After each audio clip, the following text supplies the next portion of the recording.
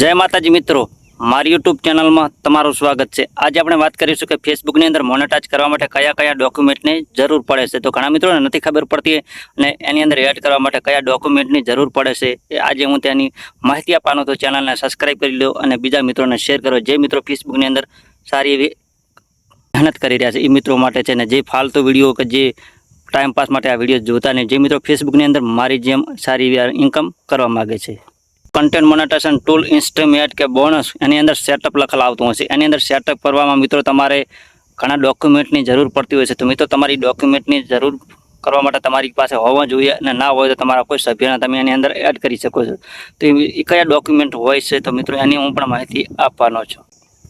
Facebook monetise કરવા માટે પહેલાં તો તમારે પાન કાર્ડની જરૂર પડશે। જો તમારી પાસે પાન કાર્ડ ના હોય અને 18 વર્ષથી ઉપર થઈ ગયા હોય મિત્રો જલ્દીથી જલ્દી તમારે પાન કાર્ડ કઢાવી લેવાનું છે, કેમ કે માત્ર 15 દિવસ કે 10 દિવસની અંદર પાન કાર્ડ આવી જતું હોય છે। તો પાન કાર્ડ તમારું એડ કરશો તો તમારે પાન કાર્ડની સાથે સાથે તમારો બેંક એકાઉન્ટ પણની જરૂર પડશે। તો મિત્રો બેંક એકાઉન્ટ જોડવા માટે કઈ બેંકની જરૂર પડતી હોય છે તો મિત્રો સારામાં સારી બે બેંકો છે, એસબીઆઈ અને બરોડા અને એસબીઆઈ સારી છે, તો એની અંદર તમે ખાતું ખોલાવી શકો છો। જો તમારે ખાતું હોય તો જનધન ખાતું હોય તો તમે પહેલાં સેવિંગ ખાતું કરાવવું પડશે અને સેવિંગ ખાતાની અંદર 1000 પૈસા જમા કરવા પડશે અને તમે ડોક્યુમેન્ટ આપશો બેંકની અંદર તમને સેવિંગ ખાતું કરી આપશે।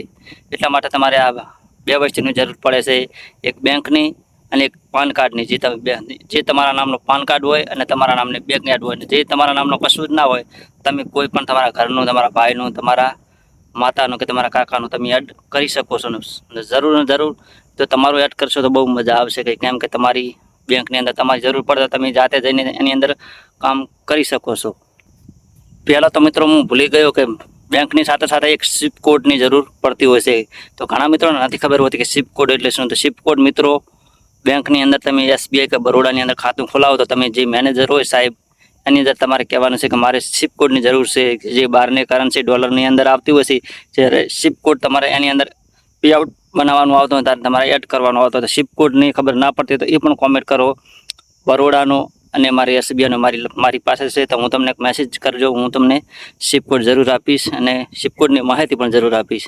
એટલા માટે મિત્રો આટલા ડોક્યુમેન્ટની જરૂર પડતી હોય છે ને જે મિત્રોને નથી થતું, જે મિત્રોને નથી ખબર તો મિત્રો તમે સ્ક્રીન પર જોઈ રહ્યા છો કે આની અંદર મારો નંબર આપેલ છે।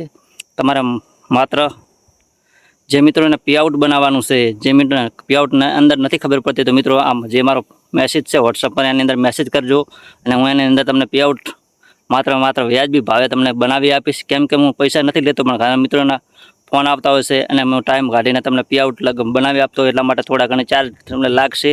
જો તમને આવડતું હોય તો હું તમને સ્ક્રીનની અંદર બતાડી દઈશ ને તમારે જાતે જ બનાવવાનું છે અને મિત્રો પે આઉટ બનાવીને એની અંદર કોઈ ભૂલ કરતા નહીં ને આ ડોક્યુમેન્ટની જરૂર પડતી હોય છે તમારે ફેસબુકને મોનેટાઇઝ કરવા માટે।